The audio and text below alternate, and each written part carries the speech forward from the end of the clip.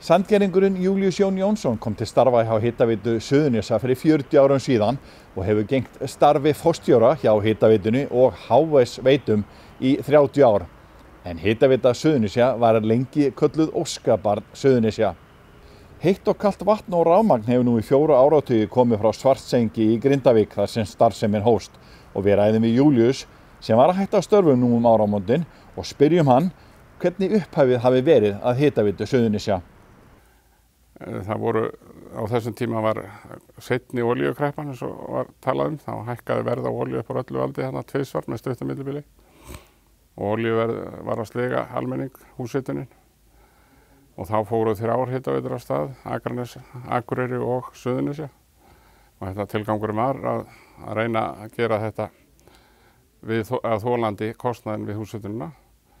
Nú það hafði verið nokkur árum áður verið búin að vera jarðhitaleit hérna, var borað hérna í Keflavík og það var búið að bora upp í Svartsengi og víðar og menn leist best á að bora í Svartsengi til þess að hérna búa til hitaveitu. Það var að vísu menn urðu fyrir miklum vonbrigðum fyrst þegar var borað því að eins og með þekktu Reykjavík, lágheitanum þar, þá boruðu menn bara í jörðina og fengu vatn og það fór inn á kerfið og var laust. En svo þegar boruðu í Svartsengi þá fengu menn 243 gráður.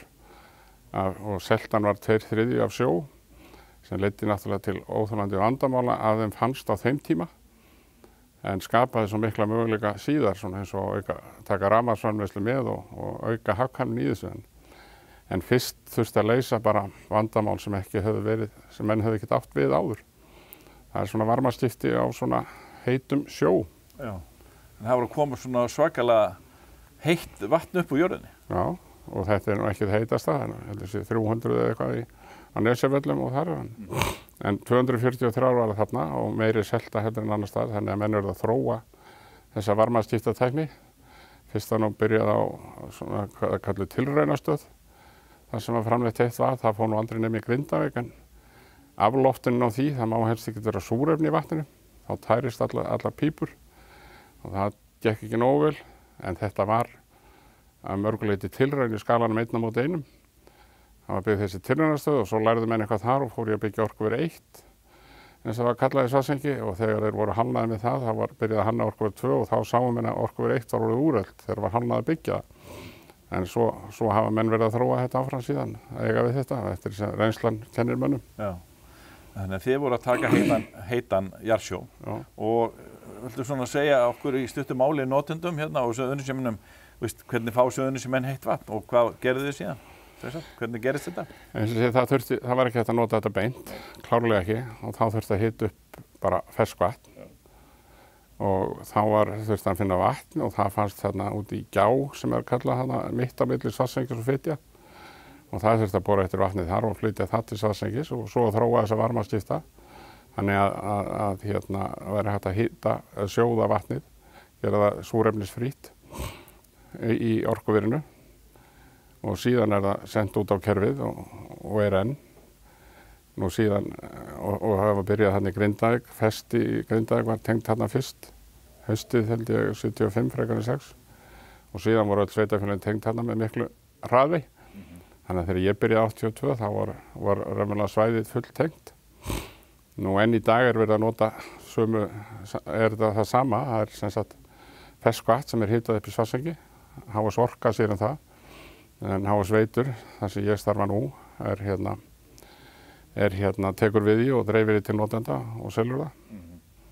Það sem sama vatnið raunverulega í heita og kalda krananum hjá fólki. Já. Bara búið að sjóða það sem í heita krananum en það kemur úr sömu lindinni. Hvernig voru svona viðbrögð íbúanna að fá inn svona miklu betri hitagjafa inn í húsið? Það var náttúrulega kallað eftir þessu sérstaklega þessum voru með olíu. Það reyndar síðustu árin fyrir stofnun hitaveituna hafði rafkynning aukist og það var ekki svona sama, ekki kallað jafn mikið eftir hjá þeim. En öðru leyti var þetta bara eitthvað sem allir biðu eftir. Losna við olíuna og ketilinn og óþrifin og leiðindin í kringu það og fá þess í stað rennandi heitt vatn og fínt og flott. Þannig að það var bara fagnandi og einu sem tók þetta ekki inn strax voru þá svona einstaka sem voru konum með raforku. Það var gat verið dálítið kostnaður að taka þetta inn, leggja kerfið í húsið eftir á og það var svona Ég tók þátt í að setja hitaveitu í eitt hús þar sem var rafkynnt áður og þetta var Hellingsvinna. Já, það var þó nokkur vinna og þó nokkur kostnaður í sjálfu sér, leggja allt nýtt. Þetta græn orka. Já, hún það. Það eitthvað smá, það náttúrulegt á jarðhitasvæðum, það kemur alltaf eitthvað smá koltvísýringur. Já. En það eitthvað sem kemur hvort sem úr jarðhitasvæðum eins og ef það eru gufar upp úr þeim. En það bara brota því sem væri öðruvísi. Þannig að umhverfislega séð hefur náttúrulega þetta alla tíð verið talið vera stórkostleg auðlind að það sé hægt að nota þessa aðferð við að í svona mikla orku. Það það bara. Þetta bara grænt alveg. Já, gerist ekki grænna. En svo við höldum nú aðeins áfram, við spjöllum við í Víkurhlutum í janúar 1995, höfðu kosið mann ársins, því að það gekk svo vel í Hitaveitu Suðurnesja sem að þarna var nýbúin að fagna 20 ára afmæli og hitaveitan var lengi kallað Óskabarn Suðurnesja. En ég ætla að spyrja því, við spurðum því af hverju þetta gengi svona vel. Ég ætla að giska og þú bara munnið það henni. Nei, ég ætla ekki að segja það rétt og fletti því ekki upp svona. En þetta náttúrulega, það hjálpaði ýmislegt að. Þetta var hagkvæmt að framleiða þetta kostakjað, það hjálpaði. Nú svo fengum við sem var mikil atriði, fengum mjög stóra viðskiptavin strax. Varnarlega og Keflavíkurflugvelli var að taka meira heldur en alla byggðirnar í magni og samningarnir sem voru gerðir við það voru hagstæðir þannig að þeir voru að borga yfir hærra verð. Það voru miklu snillingar sem önnuðu samningagerðina þess að byrja með. Þóroddur T.H. Sigurðsson sem var í stjórn og vatnsveitustjóri Reykjavík á þeim tíma og svo Benedikt Blöndal hæstaréttarlögmaður. Svo voru svona menn með þegar fyrstu samningarnir voru gerðir og herinn vildi ekki borga fyrir mínútulítur eins og voru niður frá, þeir vildi borga fyrir einhver olíu í jafngildi. Þannig að þeir væru raunverulega að borga jafn mikið fyrir vatnið eins og það hefði verið olía. Ekki spyrja mig af hverju þeir vildu þetta. En það reyndist okkur mjög vel, sérstaklega þegar olíukreppan kom og þetta hækkaði allt. Og svo var önnur heppni á sínum tíma þegar það var svona greiðslur til 10 ára. Og á þeim tíma var, ég held að Carter hafi verið forseti í Bandaríkjunum og það kom eitt ár þar sem að verðbólgan í Bandaríkjunum var 10%. Og á sama tíma voru menn að semja og samþykktu þá að greiðsluröðin hækkaði þessa til þess að hún væri verðtryggð þetta árlega næstu 10 árin. Þannig að þið voru að gera 10 ára samninga? Já, eða svona ákveðna greiðsluröð fyrir sömu þjónustu. Já. Ef það væri akkurat þessi hús áfram næstu 10 árin, þá yrði þetta upphæðin á ári. En sem sagt, og svo náttúrulega fór verðbólgan í Bandaríkjunum niður fljótlega eftir þetta. Einmitt. Og svo var þetta þá bundið í dollunni líka sem að hjálpaði mjög á uppbyggingatímana, þá fengum við, þurftum að taka minni lán og gátum nota dollarna bara beint í að greiða. Já. Það þurfti nú undan þá til þess á þeim tíma, var svona gjaldeyrishöft en við krýjum út heimild til þess að eiga dollarna og ef við notum þá bara í að greiða kostnað og borga lánum.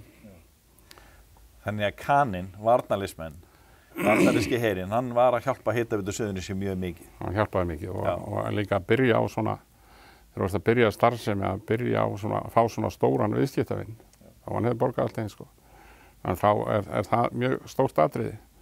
Venjulega þetta kannski að byrja og svo stækkar þetta smá saman og viðskiptinu aukast en hann kom mjög sterkur punktur strax sem hjálpaði mikið. En þetta var ákveðin heppni í þessu og svo stóð hann þessi vel. Já. Og svo lentum við í að fylgja þessu eftir við Albert þessum samningum við þá. Já, Albert Albertsson, samstagsfélaginn til áratuga. 85 þá var ákveðið að það voru 6 rafveitur á Suðurnesjum í hverju sveitafélagi þessi og svo var Rarik með línurnar sem lágu frá Hafnarfirði suðurtir og þeir ráku líka dreifikerfið í Höfnum. Það var reyndar keypt sápartur Rarik hlutinn en hitt rann inn í hitaveituna frá Sandgerðisgarði og Grindavík, Sandgerði og Reykjanes og Keflavík og Njarðvík.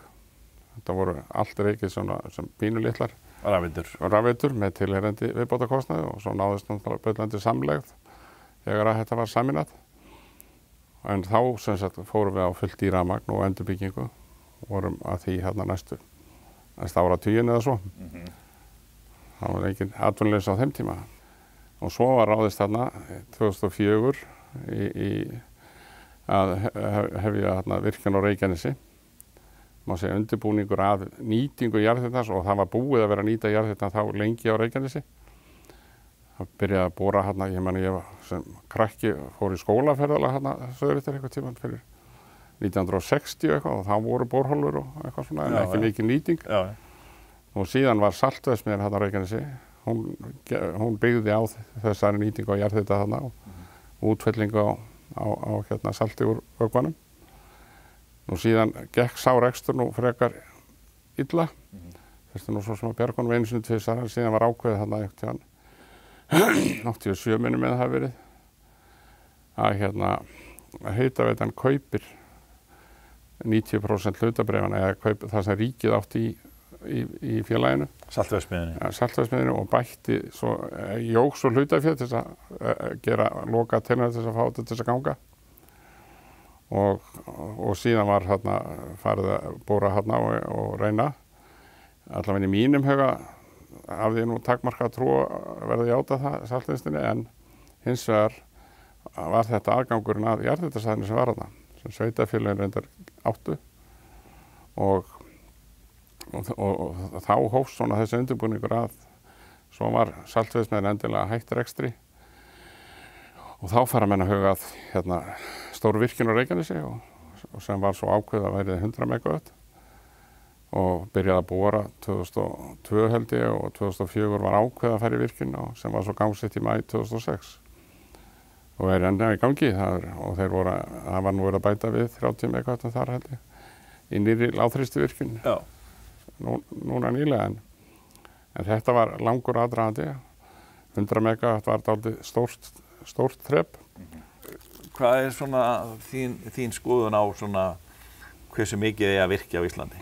Svona hafandi verið í þessum bransa? Ég finnst að virkja það náttúrulega ekki Gullfoss eða eitthvað svoleiðis en hérna það er eitthvað sem ekki á en annars er að virkja og nýta þessa hérna auðlind sem við höfum. Við getum virkjað græna orku í miklu mæli og þá nýtt það í eitthvað starfsemi sem annars væri notað eitthvað. Kolakynt eða gasorkuver eða eitthvað svoleiðis. Þannig að við höfum bera ábyrgð á því gagnvart umheiminum að þetta sé nýtt. En er þetta ekki búið að koma svolítið sterkt í ljós núna á meðan það eru orkuversin í Evrópu og að við erum að allt annað stað á Íslandi? Já, við njótum góðs þá að því leiti að vera ekki tengdir, að það er ekki sama. Já. eins og menn voru að tala á sín tíma, ég held að sé nú allir flallir frá því í bíli allavega. Að tengjast Evrópu? Með strengjum þá myndi verða sama orkuverð, það myndi. Eins og verðið er í Evrópu, þá myndi menn bjóða náttúrulega bara í það hér og það verður erfitt að taka upp að vera með samkeppni orkubransan og segja sem menn mætti ekki selja á hæsta verði. Þannig að en á meðan við erum svona og höfum þá frekar nýtt í að flytja orkuna út í gegnum framleiðslu af einhverju vöru og álega nú svona oftast nefnt en það eru fleira sem er hægt að nota til þess að flytja orkuna út óbeint